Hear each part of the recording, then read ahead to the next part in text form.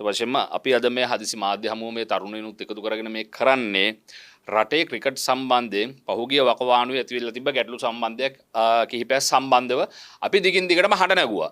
නමුත් අඹ ගහට අපි පොළු ගහනවා කොහෙවත් ඉන්න හිපාචි ඇවිල්ලි වරලා දැන් අඹ හුලන්න හදනවා. ඔය අරගලේ හිටියා හාල් පාරුවේ අර මතකද ඩුබායි වලට අරගලේ හිටපු අනිත් සහෝදරවරුන්ව දාලි වල ඩුබායි වලට පැනලෑන්ඩ් හදද්දි ෆ්ලයිට් එකේදී අරස් කරද්දි හાર્ට් ඇටැක් හැදිච්ච එකෙක් හිටියේ. ආන්ගේ හාදයා ගැන මේ කියන්නේ. එයා දැන් මේ අපි ගෙනාපු ක්‍රිකට් අරගලේට මෙයා යනවා මේ දැන් අස්සන් එකතු කරන්න. ඌ කොහේ හිටපු එකෙක්ද? අස්සන් එකතු කරilla කෙසේ වෙතත් දැන් අපි හිතන්න ඕනේ රට තියෙන තැන කොහෙද කියලා. මේ අවස්ථාවේ මේ මිනිස්සුන්ව කුලප්පු කළා අරගල නිර්මාණය කළා තමන්ගේ මඩිය තර කරගන්න කවුරු හරි උත්සාහ කරනවා නම් ඌ දේශද්‍රෝහියෝ. උන් වීරයෝ නෙමෙයි. මොකද ක්‍රිකට් වීරයෝ හිටියා මේකේ. ක්‍රිකට් වීරෝ ඉදිද්දි ක්‍රිකට් එක වලපල්ලට යද්දි ක්‍රිකට් එක වැටෙද්දි ක්‍රිකට් ටික නන්නත්තර වෙද්දි ඔය පැත්තක හිටපු අප්පුව හමිලා තමයි ඔය හෙන්චයියෝ තමයි දැන් මේ කාගේ හරි අතකොළුවක් බවට පත් වෙලා මේ ඉදිරියට එන්නේ. ගරු ජනාධිපතිතුමාට ක්‍රිකට් සම්බන්ධයෙන් අපි ගිහිල්ලා කතා කරා. කතා කරාම චිත්‍රසේන කපුටුව දැන් ක්‍රියාත්මක කරලා තියෙනවා. මේ පාලක මණ්ඩලයේ සිදුවිය යුතු වෙනස්කම් ටික කරලි ඉවරලා දැන් අලුතෙන් ගරු ජනාධිපතිතුමා අපිට කිව්වා දැන් සත් දෙකකට කලින් පොරොන්දුවක් දුන්න අලුත් අපිට කෝච් කෙනෙක් එනවා කියලා. ගැරි කර්ස්ටන් ආවනේ දැන් සවුත් අප්‍රිකාවේ ඉඳලා. මොකද ඉන්දියන් ටීම් එක මේ වගේ වැඩිලා තිබ්බ වකානුක ගැරි කර්ස්ටන් තමයි ගත්තේ කෝච් පොසිෂන් එක පුහුණුකරු තනතුර. එතකොට ඉන්දියාවේ නග්ගපු නැග්ගිල්ල අද මැච් එකක් පරදිනවා දකින්න ආසයි ඉන්දියාවේ මිනිස්සු. ගහන මැච් එක දිනු. ඉතින් ඒක හන්දා ක්‍රිකට් වලින් කෝචස්ලාගෙන් හොඳම කෝච් කෙනෙක් තමයි දැන් ලංකාවට ඇවිල්ලා තියෙන්නේ. ඉතින් ඒක හන්ද මං හිතන්නේ දැන් මේ ක්‍රිකට් එක සුද්ධ වෙලා එක පැත්තකට එක පැහැදිලි නිවැරදි දිශාන්තයට එනවා දකින්න කැමති නැති ඔය අලීලා බලීලා තමයි දැන් මේ අස්සන් ගහන්න ගිහිල්ලා මේ මොකද්ද බැනර් එල්ලගෙන දඟලන්න ලෑස්ති නේකන්ද අපි කියන අස්සන් 10000 15000 එව්ව නෙමෙයි. පුළුවන් නම් පිටකොටු අස්සන් 10ක් ගන්න.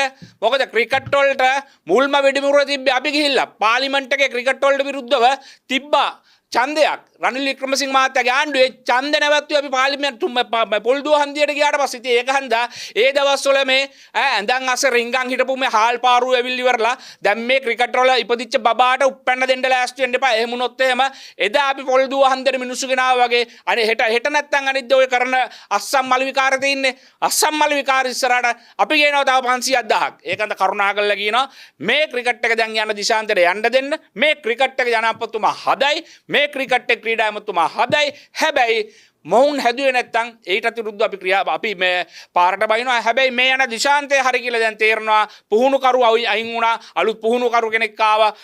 සභාපති ඇතුළු අද ඒ කණ්ඩායමට මේක දිනුම් කණුව කරාගෙන යන්න. මේක ජය කඩීම කරාගෙන යන්න දැන් කකුලෙන් අදින්න එපා කවුරුත්. හේතුව තමයි මේ ලෝක ව්‍යසනයක් තියෙන ගෝලී අර්බුදයක් පැනලා කියලා තියෙන අවස්ථාවක රටේ තෙල් නෑ කීකේ පහුගිය ටික වැළලෙන්න හැදුවා. මම පෙරේද කිව්වා දේශපාලන පක්ෂ එකක්වත් දැන් තමන්ගේ පටු දේශපාලන අරමුණු සාක්ෂාත් කරගන්න වැඩ කරන්න එපා.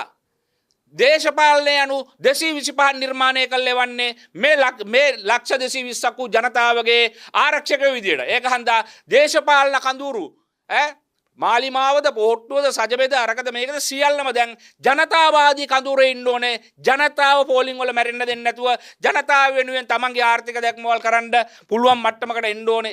ඒ තමයි දේශපාලනය කරන සැබෑ ජනහිතකාමී දේශපාලකයන්ගේ අරමුණේ විය යුත්තේ. ඉතින් ඒක හන්ද අපි කියනවා මේ ක්‍රිකට් එක දැන් මේ ක්‍රිකට් එක සම්බන්ධයෙන් කිසිම කෙනෙක් පාරට බහින්න අවශ්‍ය නැහැ. මොකද ඔය පාරට බහින මිනිස්සුන්ට හරිද හෙටනිද්දර ඔවුන් ගිහිල්ලා මේ පාරට බැහැලි වල අරගල නිර්මාණය කරපු මිනිස්සු ඔය පාරට බැහැලි වරලා උන් ගිහිල්ලා පහුවෙන්ද උදේ ආයෙත් කියයි තෙල් නැහැ කියලා.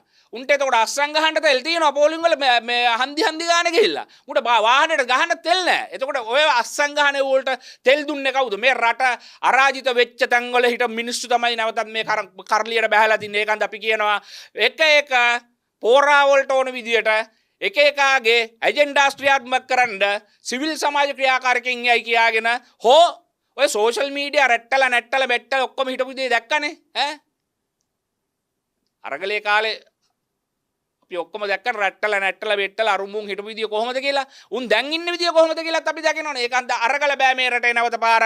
හැබැයි මේ ක්‍රිකට් එකට අත තියන්න ආවොත් එහෙම මේ ක්‍රිකට් එක සම්බන්ධයෙන් මේ යන නැවුම් මාර්ගය යන්න දෙන්නේ නැතුව මේ වළක්වන්න යම් කිසි ආකාරයෙන් තීන්දුව తీරන අරගෙන ඉවරලා මේකට කකුලෙන් ඇද්දොත් එහෙම ඒ වෙනුවෙන් තරුණයෝ 10000ක් අරන් අපි එනවා කොළඹට අස්සන් 10000ක් ගහන්න ලෑස්ති වුණොත් එහෙම කියලා මතක් කරනවා. ඔව්. මොකද ඒක අපි නෙමෙයි ජනතාවම කිව්වා ක්‍රීඩා ජනතාවට ක්‍රිකට් ගහන්න බෑනේ. ඔව්. ඔව්. මේ අනිත් එක දැන් ඒක පුහුණු කරු සනත් ජයසූරිය මහත්තයා කියන්නේ ලෝක පූජිත ඔව්. ලෝක පූජිත. දැන් උතන තියෙන්නේ සනත් ජයසූරියගේ ප්‍රශ්නයක් නෙමෙයි අවංකවම කතා කරන්නේ. ඔව්. මොකද සනත් ජයසූරියගේ පුහුණු වීම පුහුණුකාරීත්වය හොඳ නැත්නම් පසුගිය තරඟ දිනන්න විදිහක් නෑනේ. ඔව්. නෑ ඔතන සනත් ජයසූරියලට කෝච් කරන්න සනත් ජයසූරියලා 92 වර්ල්ඩ් කප් එකේ සෙමි වර්ල්ඩ් කප්වත් ආවේ නෑ. එතකොට මාත් පොඩි. ආවේ නෑ. එතකොට අලුත් කෝච් කෙනෙක් පොසිෂන් කරා ඩේවොඩ් මෝ.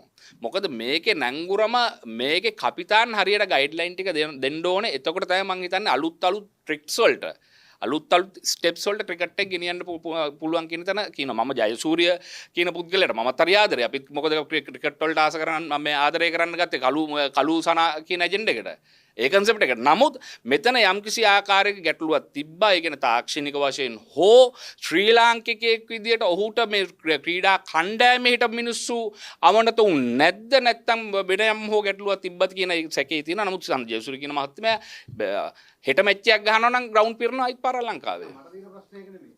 සනත් ජයසූරියගේ පුහුණුකාරීත්වය හොඳ නැහැ කියලා කොහොමද නිගමනය? නෑ හොඳ නම් ඉතින් වර්ල්ඩ් කප් එකේ සෙමි ආපු ගම ෆස්ට් මැච් දෙකම ගහපු දෙකම පරාදෙනේ මේ සුපර් 8 ඇවිල්ලා. ඒකට අලුත් ගයිඩ්ලයින්ස් දෙන්න ඕනේ. හරි. පුහුණුකරු විතරක් කොහොමද කරන්නේ? ක්‍රීඩකයන්ව සිලෙක්ට් කරන්න එතකොට පූර්ණ අයිතියක් තියෙනවානේ පුහුණුකරුට. ඔව් හරිද කණ්ඩායම ඩේව්වටම අවශ්‍ය කණ්ඩායම තමයි වර්ල්ඩ් කප් එකේ වර්ල්ඩ් කප් මැචස් වලට ඒගොල්ලන් පොසිෂන් කරේ. එතකොට සනත් ජයසූරිය මහත්තයාට මේක කරන්න දුන්නේ නැද්ද කියන ගැටලුවක් තියෙනවා අපිට. එහෙම එකකුත් තියෙනවා. හැබැයි දැන් ජයසූරිය මහත්මයා අයින් වුණානේ. එතකොට ඉන්දියාවේ ක්‍රිකට් දැන් ඉස්සර අපි මැචස් බලද්දී ඉන්දියාවට අපි ඕනෙලෙක් ගහනවානේ. මැච් එක තිබුත් කොහොමද අපි 200ක් ගැහුවත් හරි ගමන් නැහැ 150ට ඕල් අවුට් කරන ඉන්දියාව. ඒ වගේ අර්ජුනලා සනත්ලා ධර්මසේනලා වාස්ලා ප්‍රමෝදී වික්‍රමසිංහලා රොමේෂ් කලුවිතාරලා කුමාර ධර්මසේනලා මුත්තයියා මුරලිදරන් හිටපු කණ්ඩායම ඒ වගේ ඇටැක් ෆුල් ටීම් එකක් වුණා. රුපියල් දැන් ලකුණු 310ක් ගැහුවත් ඕස් 50ට 310 ලොල ගහනවා. ඒක හන්දා උත්තන අර යම් ටූල්ස් වෙනස් කරගන්න ඕනේ ක්‍රමවේද තමයි මම දකින්නේ. ඉතින් ඒක හන්දා මම කියනවා මේ වෙනස් දැන් ගැරි කර්ස්ටන් ඔය ඉන්දියා මං කිව්වාගේ වැටලා තියෙන අවස්ථාව අරගත්ත. ඇත්තම ගැරි කර්ස්ටන් ගත්තට පස්සේ තමයි ඉන්දියාවේ පිබිදීමක් ඇති වුණා ක්‍රිකට් වල. ඒක අපි අවිවාදයෙන් පිළිගන්න ඕනේ. ඒත් එක මීට ඉයන් චැපල් හිටියා ගැරි කර්ස්ටන් ඒ කෝචස්ලා දෙන්නත් එක තමයි මේ ඉන්දියාවේ නැග්ම සිදු වුණේ. ඉතින් අපිට මොකද ඉන්දියාවට වඩා ජනගහනය අඩු රටක් වුණාට ඉන්දියාවට වඩා හොඳ ප්ලේයර්ස්ලා ලංකාවේ හිටියා.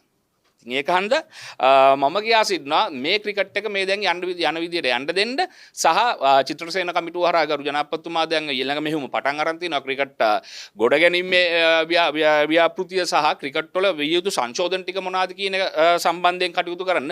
ඒක හන්ද ඔහුට කකුලෙන් අදින්න එපා. ඔහු කකුලෙන් අදින්න එපා.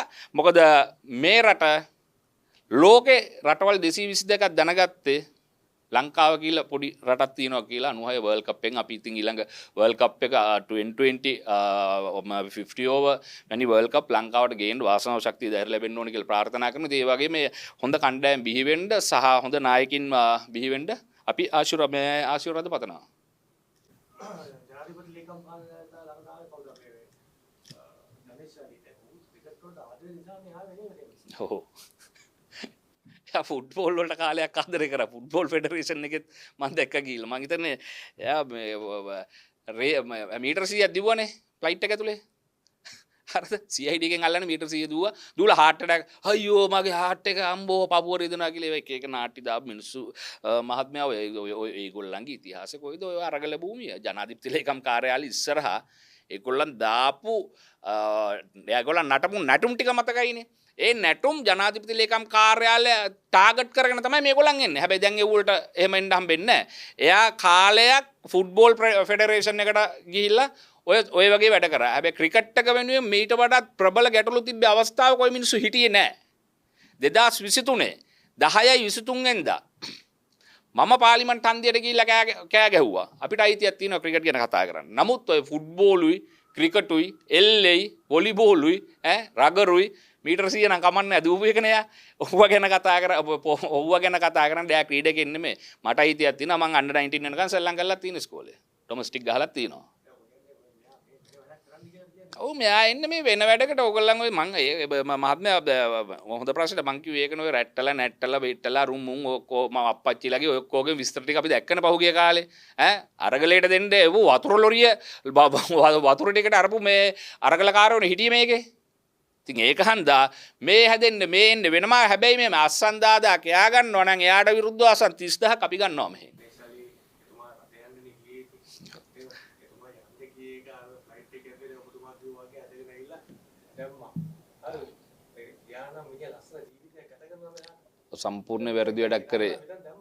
සම්පූර්ණ වැරදි වැඩක් කරේ මෑන් අල්ලපු එක. හරිද? මෑන් මේ කරල් දී වලල්ලෙන් එහාට ගියා නම් කසාදයක් බැඳලා දරුවෙක් මල්ලෙක් හදාගේ ලස්සනට ඉඳී. කරපු වැරද්ද තමයි ඔහුව අත්අඩංගුවට ගත්ත එක. හරිද? මේකෙන් යන්න රයිට් ඔව් මේකෙන් යන්න දුන්නා නම් කසාදයක් එම් බැදගෙන ඩ්‍රම් ටිකක් පඩියක් අරගෙන පොඩ්ඩක් කාලේ බීල කරලා චූන් එකේ ඉඳී. ඒත් එක්කම ඔය ඊට පස්සේ මම දැක්ක මේ නිර්පාක්ෂී අරගල කරපු අරගලකරුවෙක් විදිහට ඔහු මේ මොකද්ද මේ පක්ෂයෙන් ඡන්ද ඉල්ලනවා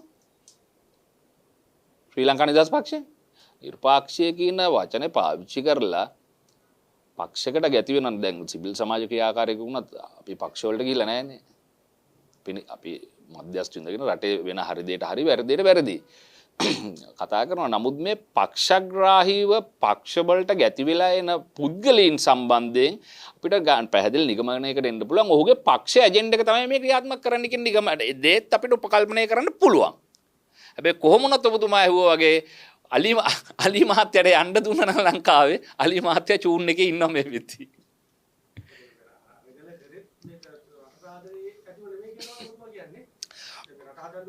ඔව් රට හදන්න ඕන නම් රට හදන්න ආදරේ තිබ්බ මිනිස්සු හිරගවල් වල හිටියේ නැද්ද?